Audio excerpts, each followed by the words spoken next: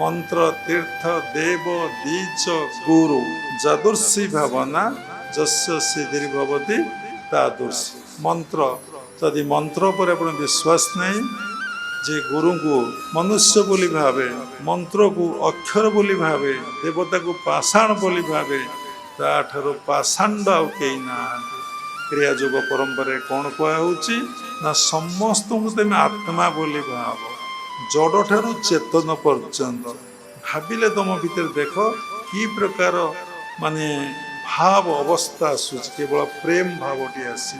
जड़े साधक बा साधिका मत कहले सारा विश्व आम केमती प्रेम भावटा को वितरण करवा सबु संभव कर ज्ञान थे ज्ञानटा वितरण करेंगे ना तुम्हें आग अमार धान रख तापर बांटब आम कहलु देखु आपण कथा बहुत भल लगी आपण के प्रेमर अधिकारी हुआ।